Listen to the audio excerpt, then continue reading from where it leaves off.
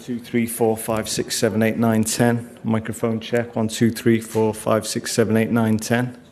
1, 2, 3, 4, 5, 6, 7, 8, 9, 10. 1, 2. I see something is going. 1, 2, 3. You getting that, Jeff? Yeah. It's really echoey in this room, isn't it? 1, 2, 1, 2. 1, 2, 1, 2. No.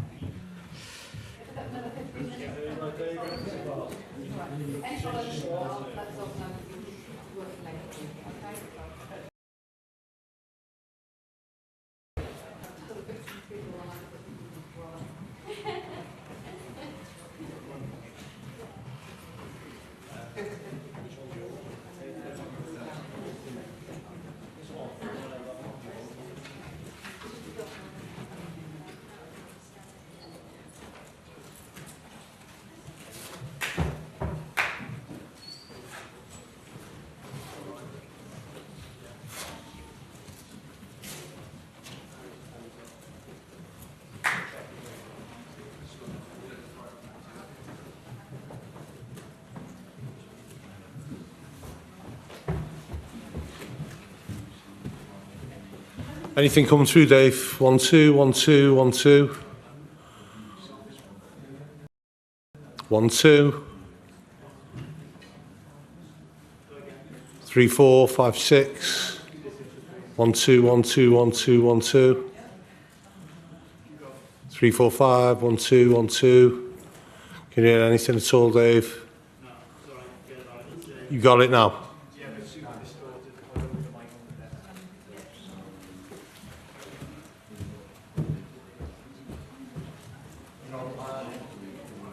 I'll put the gain up, it's really distorted. Maybe that interface. No,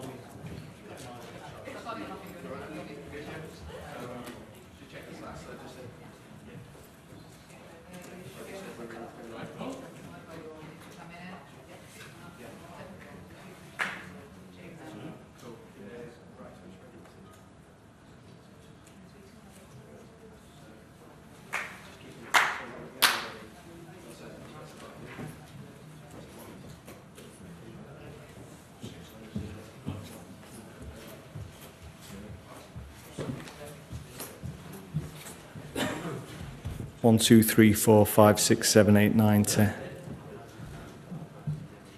1, 2, 1, 2, 3, 4, 5, 6, 7, 8, 9, 10. Still sounds distorted to me. 1, 2, 1, 2, 3, 1, 2, 3, 4, 5. Microphone check. 1, 2. Yeah. Yeah. I'm going to stick with the mic on the table.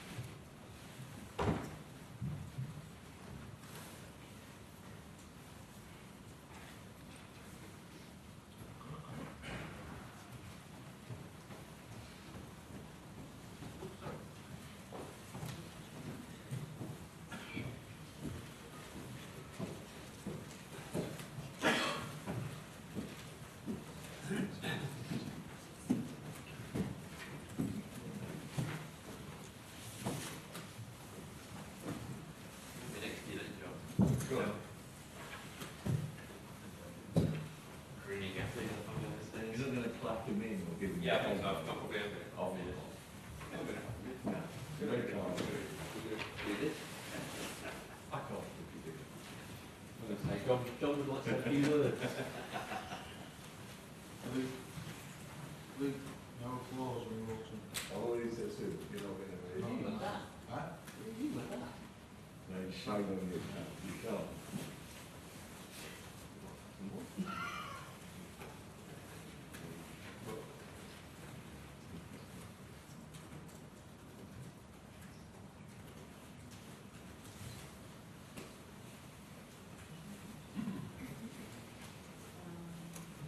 Preaching, is that way?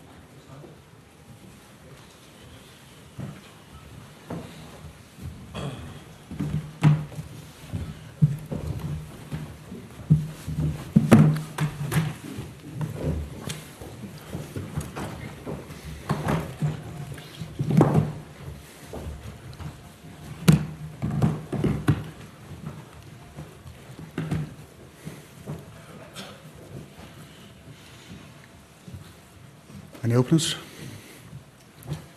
Lewis?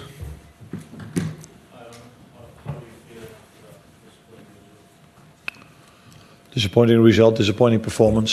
So completely different than I felt after the Paris Saint-Germain game. Losing twice in a row is something I think we do for the first time, but that probably also comes with going into the latter stages of a tournament. So facing Paris Saint-Germain and Newcastle in the final are two very good teams, both in their own styles, but very difficult teams to face, because we already knew from the game against St James's Park how difficult it is to beat them. And it was a tough week, but it was also a week where we extended our lead to 12 points from it being 10. So it wasn't all negative, but yeah, the last two were definitely not the way we wanted it to be. Andy Don? Do you think that it was the team was physically fatigued or mentally fatigued, or a combination of both today? After what?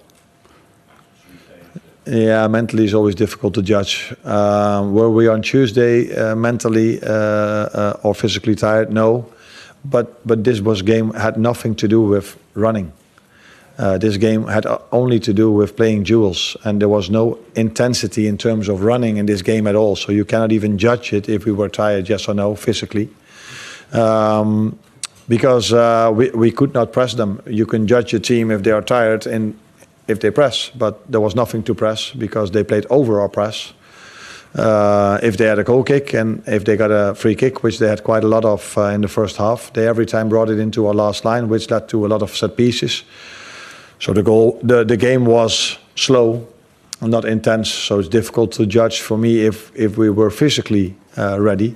Mentally is always, yeah, that's a difficult one. If you look at the result and the performance, you might feel that it maybe did something to us, but I prefer to look at how the game went, and this game went exactly the way they wanted it to be.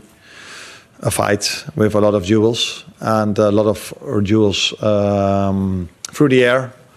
And if we play 10 times a game of football through the air against them, they win it probably 9 times, because they are a stronger team through the air than us, which led to the first goal and the second goal, because the second goal was also a header that they won at the second post that fell for Isaac and led to the 2-0.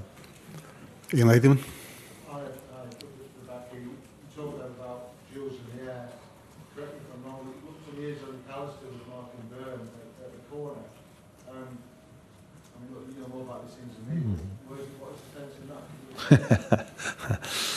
Nah, again, credits to Newcastle, but I can explain. We play zonal, so we have a lot of 5 players zonally, close to our goal. So if the ball falls there, there's always one of the 5 stronger players that is going to attack that ball. And we have 3 players that man-mark, and Maka is one of them. And normally a player like Dan Burn or another one runs to the zone, because normally, and I think he's an exception to that, and I've never seen in my life a player from that far away heading a ball with so much force into the far corner. So that is part of logic, that they either have to go far away from our zone, which is 99 out of 100 times that will never lead to a goal, or they have to arrive in our zone, and then it's an equal battle, if you want to call it like this. So credit to him. I think he's one of the few players that can score a goal from that distance with his head. Beth? You mentioned it a disappointing performance, and obviously it's a communication for Newcastle 70 years ago in domestic trophy. Do you feel like that hunger from most players, maybe what they're doing? No, because it's 70 years since they've last won a trophy, maybe, but that's for the fans. And the players want to have 15 years to play football, and they want to win every single trophy they are competing for. That's also what we want. But it was a game that went the way they wanted it to go. And they got, just before half-time, some extra energy with the goal, which they probably deserved after the first 45 minutes, because they were threatening us more than we threatened them. And so yeah, I don't think there was more hunger for them. The game went the way they wanted it to go, and they are stronger in that part of football than us, and that's why they beat us. Paul Joyce. How do you change that in a game if it's going like that? What can you do as a manager to try and, if the game's not going as you want it to go, and how they want it, like what can you do? Yeah, you try to make some changes. So you go to a number 9 that's even stronger through the air than Jogo maybe is, because you're hoping that Darwin in this situation can make it a bit more difficult for their defenders to win all these long balls we had to play in the first half. Because I think Dan Burn, I think he won every duel, and he played somewhere around 150. I don't know, but he played a lot. So you try to influence it like this, and you're showing at halftime that in the few moments that are left when the ball is on the ground, that we have a bit more time than we think, and we could make better decisions than we made in the first half. And that's also what I saw immediately after halftime, when we played Virgil free with a triangle, and he dribbled all the way in, played the ball to Jogo, and that led to not to a chance because Joe Linton threw himself in front of the ball. But I saw the second half us playing through them a bit more, but a bit, not a lot, but a bit more. James Pearce. Such a damaging week going out for Champions League and now losing the major final. How do you ensure that doesn't have a knock-on effect for the rest of the season?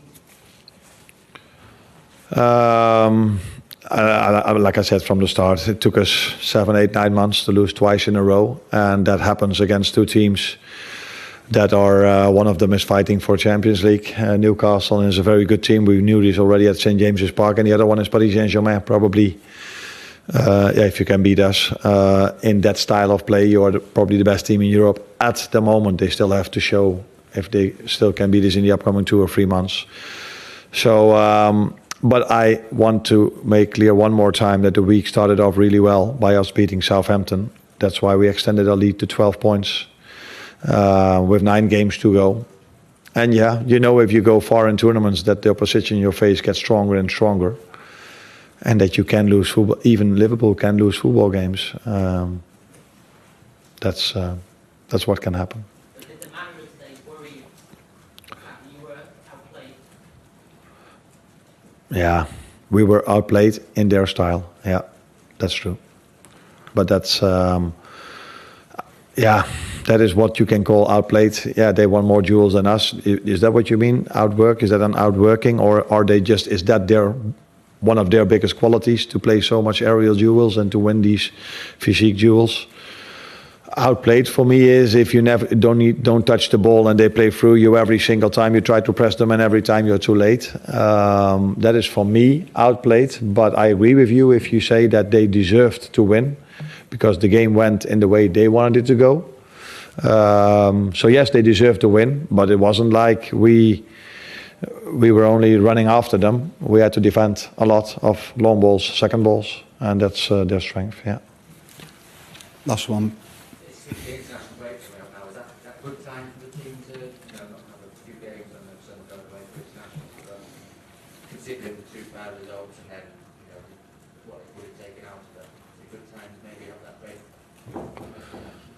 We are here in one of the biggest clubs in the world, Liverpool, but it's not for the first time in their history or in the last 2 seasons that they've lost 2 games in a row. This is part of playing football, especially if one of them is when you face the best team in Europe at the moment, and the other one is facing Newcastle, which is a very strong team in England. So I would have loved to play next week, but now the situation is that they go to the national teams, where they have to play 2 more games again. And then it's probably 1.5 weeks before we face Everton, which is again a team we already faced, and we know how difficult that one was. So let's see. I think there are 2 Dutch journalists that want to ask a question. Okay. And the other one is there.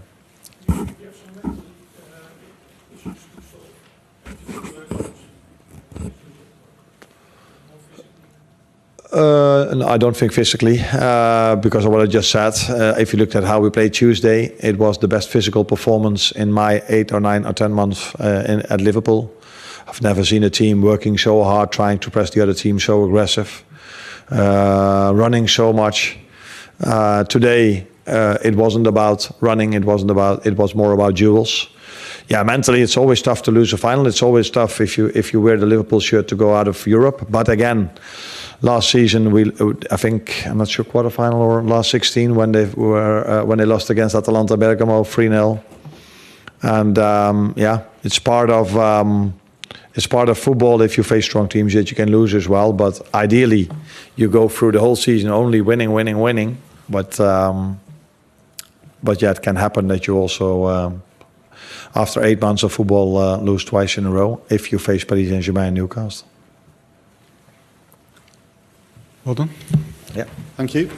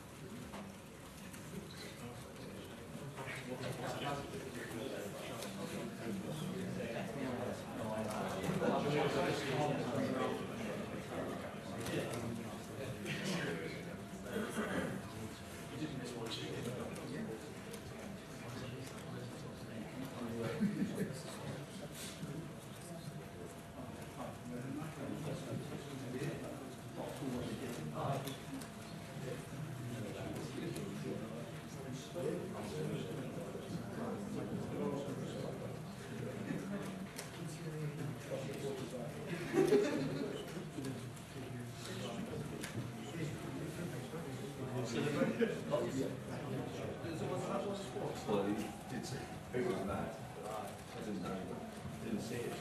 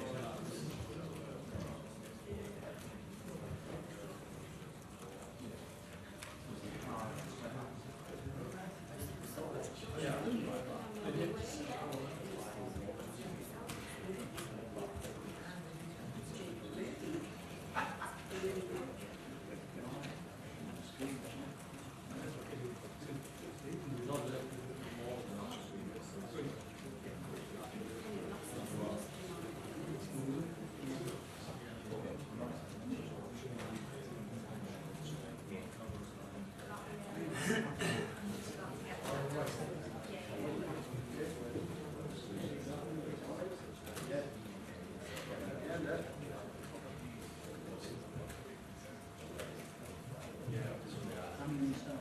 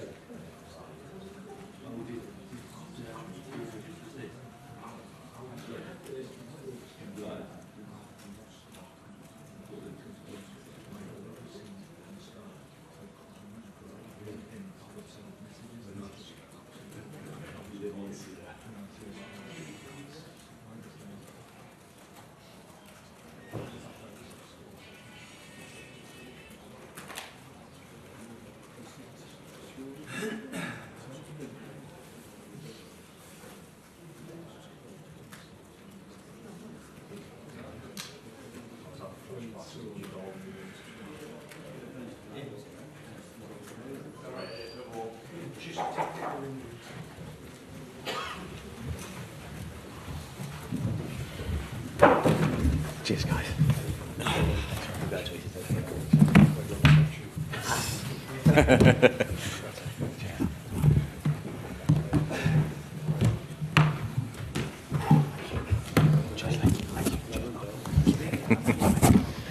Cheers, guys. Thank you. Thank you very much.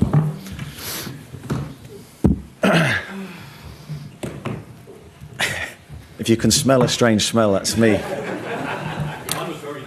Drenched in whatever it is. So apologies for that. Who wants to start us off? Keith. Yeah, feel amazing. I think it's an incredible day, really. So pleased with our performance. I thought we were magnificent today, Keith. Don't think it was a lucky win from our perspective.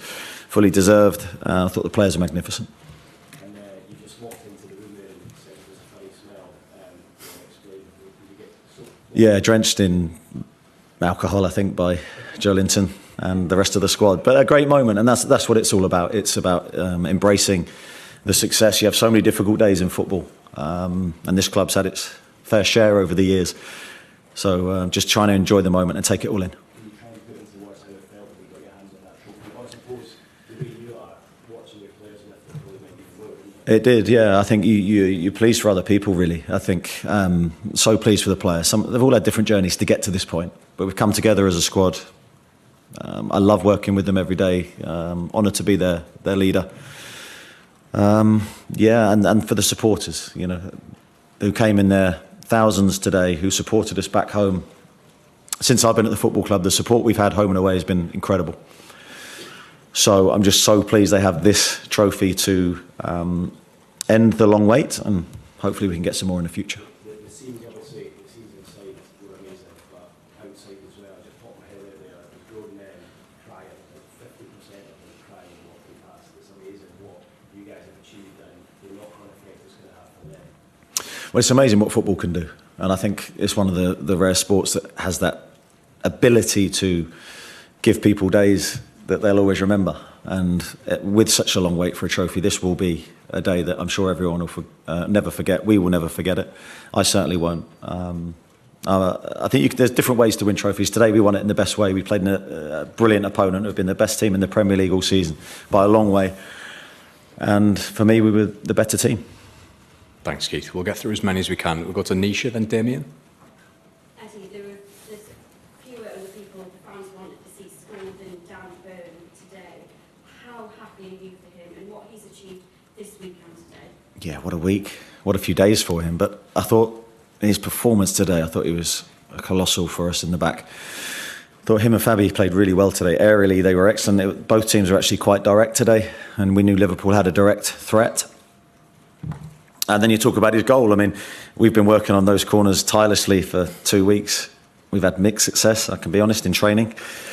And he's delivered one from a long range as well. It was, I thought it was an incredible header. And so fitting that it's him that scored that goal. Long wait for a goal, even a goal at Wembley. Yeah, brilliant moment. And how will you celebrate? You've got many of your players going away for international duty. You've got this international break. But this is a huge moment in the history of the club, in the history of Newcastle as a city. Will there be a big celebration to come? Yeah, I think there has to be. I certainly will be encouraging it, which is very rare for me, believe me. Usually I'm the other way. But no, we have to celebrate. We have to celebrate, hopefully, with our supporters, with everyone that's waited so long. It is difficult because it's international duty. Players will be going off here, there and everywhere. We're going to Dubai tomorrow. So there won't be long to spend together, but hopefully it'll be really enjoyable. Thanks, Nisha. Damien, then Craig. How important the stepping stone is this club's doing? I think it's really important. I think hopefully with one can become more. There's no guarantee though, but I just think it proves we can do it. I've never had any doubts about our ability to lift our game. But you don't get many shots at this. You don't get many shots at a cup final. And today we had to try and take our opportunity, and that's where the players delivered under pressure so well and so impressively. And also proved that we can mix our game against the very, very best. Now the challenge for us is to try and get there more often, as in lifting our game like we did today. Greg. You said there that you'd worked for 2 weeks tirelessly on a corner routine today in mind. Take us inside the secrets as to how you set up that team, prepared that team to be, in reality, so different from what we've actually seen in recent weeks in the Premier League. It felt like a real victory for coaching and preparation. Yeah, well, the actual work for the game started after West Ham. We didn't do any work before West Ham, but we did in certain things like the set plays, as I say. No team shape as such, but the set plays we started a while back, because I think we all sat down 2 weeks away from the final and said, a set play can win us the game, right? Let's see what we can do. Let's go into the detail that could swing it for us, and not trying to be clever or give ourselves a pat on the back at all. It's all up to the players to deliver that. I mean, Kieran's ball, Dan's header. Dan's got so much to do from that distance, but little things can make a difference. So, yeah, that's what we did. Thank you. We'll go to Martin, Luke, and then Lee. Congratulations, Eddie. What was your emotion when that final whistle went? I don't know. So many different thoughts go running through your head. I thought we'd made it difficult for ourselves when we conceded the goal. You know, typical us, really. That we'd been so good during the game, and then I thought their goal was a handball. Then it was offside, and that left a really tricky spell at the end. About 10 minutes, I think it was. I managed that 10 minutes really, really well. So then there's the relief that we got through that. And then I think naturally you end up thinking of the players, the staff, but also the people that aren't with you. Like for me, my mum, family members, go to them and just think of all the hard sacrifices, hard work that they gave you as a child to give you the opportunity to have a good life, really. Could you feel that when you were climbing the stairs? Yeah, I think you think that there's, you're getting help from above, and you're getting support, and just always had the thought that I want to try and make my family proud. And now, of course, I have 3 boys, and I want to try and make them proud too. Have you seen your boys yet? No. Thank you. Luke? Turns out the club wasn't cursed. Had to be you, didn't it? Yeah, I mean, you didn't like any of that talk. You said that it, well, not in so many words, but you said it was pretty much nonsense and you have to control what you can control. You've done something that no Newcastle United manager's done for 70 years. Yeah, I'm a firm believer that you're in control of everything. So for me, we tried to focus on the performance. I have to compliment Liverpool. Liverpool have been the best team in the Premier League by a mile this year, consistently. So we knew we had to raise our game today to have any chance of beating them. We almost needed everyone to give their maximum game, and I felt they did. I also have to pay compliment to how Liverpool handled themselves after, because we've been there 2 years ago. It's a horrible feeling. Thought they were absolute class. The manager, the players, really, really good. But yeah, the curse stuff for me never existed. It was in our hands. Where would you like to start to? Yeah, for me, it's just about trying to give my best every day still to Newcastle. That won't change. We'll really enjoy this moment, but we're not really looking too far beyond. Thanks, Luke. Lee Ryder?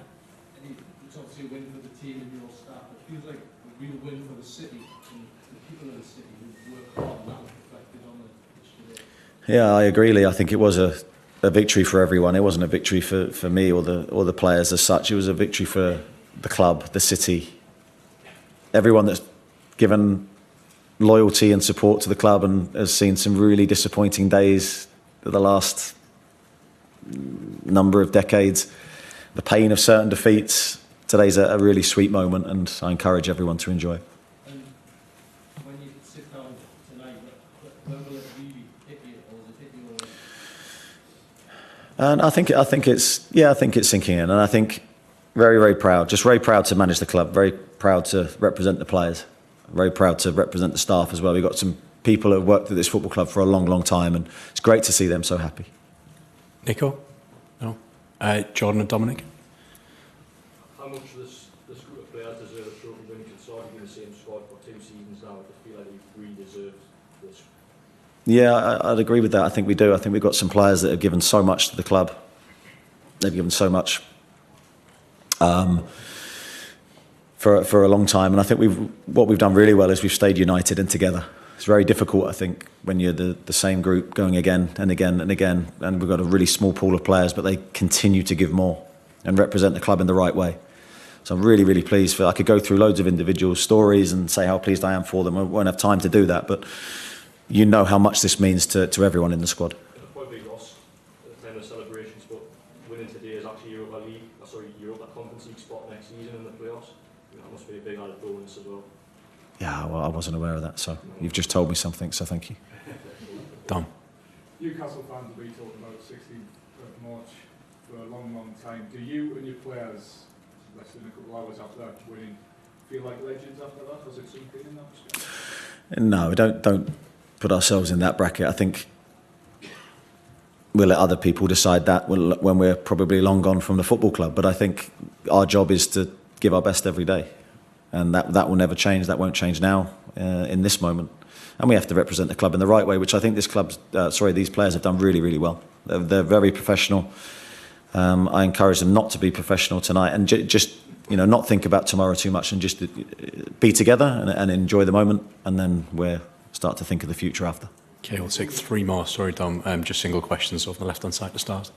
Congratulations. Thank you. It feels like there's so many crowd favourites in this Newcastle team. You've got Bruno, you've got Joe Linton celebrating every tackle. Like it was a goal today. Dan Burnley sack. How important, hasn't always been the case for Newcastle, but how important is that link between them and the fans? It feels like it's stronger than ever. Yeah, I think it's huge. I think the supporters have to come and really enjoy watching that team play. And they've got their heroes in the team, and I encourage that. And I do think we've got some iconic players who will go down in, to Dom's point, as legends of the football club in the future, but they've still got to sort of cement that legacy. We've got a really talented group of players. But we've also got some really great stories in there too. Players that have fought against the odds to end up in this position and continue to excel and do well. Okay, sorry to anyone we've missed. We'll finish with Chris and Kieran, please. Congratulations, Eddie. I mean, obviously you said about 2 years ago you sort of felt that pain and you went away and talked about evolving and improving yourself and going into Spain. What is it that you learned and what is it you think you did differently as a coaching staff to the players going into this game that made all the difference? Yeah, I don't think we did anything drastically different. We just tried to take away the distractions for the players, really. I know we've said it a lot in the build-up, but the first time we got to Wembley was very emotional. The first final, and you could sense that in the players, you could sense that in the crowd, and I don't think it necessarily helped our performance. I don't think that was the reason that we lost. So this time we tried to take away as many distractions as we could. We tried to make it very similar to a Premier League build-up. I think staying at a quieter hotel away from any distractions was really important, actually. But again, it didn't decide the game. The players decided the game on the pitch. And I'm a firm believer in that. You can sometimes look back with hindsight and make bad calls. The players did so well on the pitch today, and that's why we won. Kieran, last one, please. Congratulations. Just following up on that. I'd like to think the fans and the team were really aggressive and did shoulder through on Jews. How important was that? Yeah, we respect Liverpool, but I don't think you can go on a pitch and fear anybody. I think you have to really believe in yourself. And I felt we did today. I think the players knew this was the moment. Really solid start to the game. Thought we grew into it. We had the better chances. I don't think anyone could begrudge us the win today. And the manner of it, even making it close at the end, the way we managed, as I said earlier, that the last part of the game shows that we had the right mindset and qualities today. Thanks, everybody. Cheers. Thank you. Thanks very much. Cheers. Thank you.